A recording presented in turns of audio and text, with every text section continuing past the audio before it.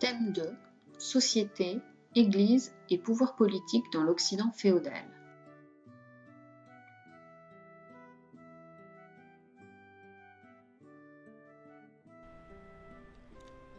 L'émergence d'une nouvelle société urbaine.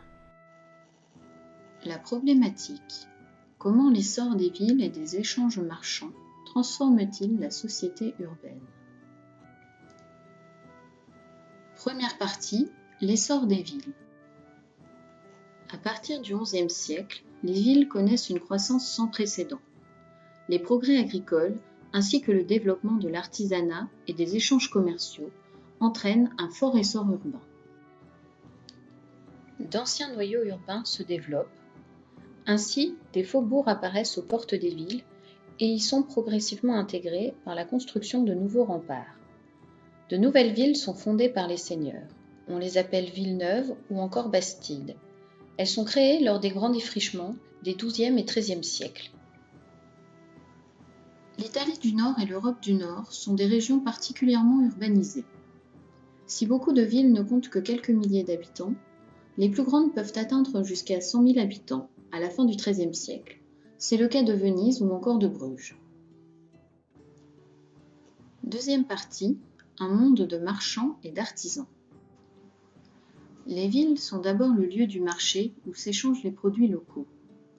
Elles animent aussi le grand commerce qui se développe à travers l'Europe occidentale et enrichit les grands marchands d'Italie, de Flandre ou encore d'Allemagne.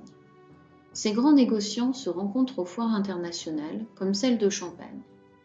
L'essor du commerce stimule donc les productions de la ville. Les artisans se regroupent en quartiers où ils disposent d'ateliers et de boutiques.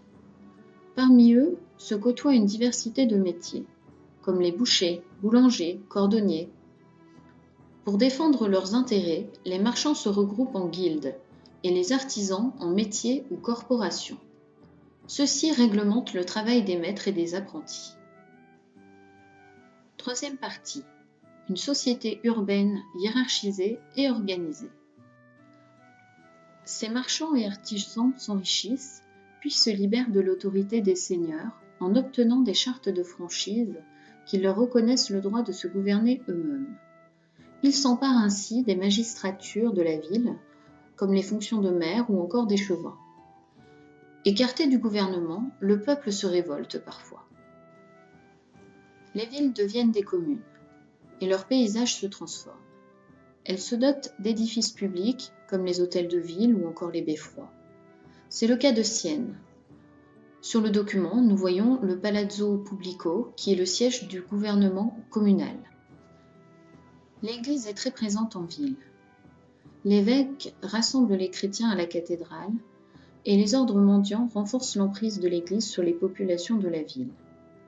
Elle prend également en charge l'enseignement à travers les écoles ou encore les universités, l'assistance aux malades grâce aux hôtels-dieux et enfin l'aumône aux pauvres.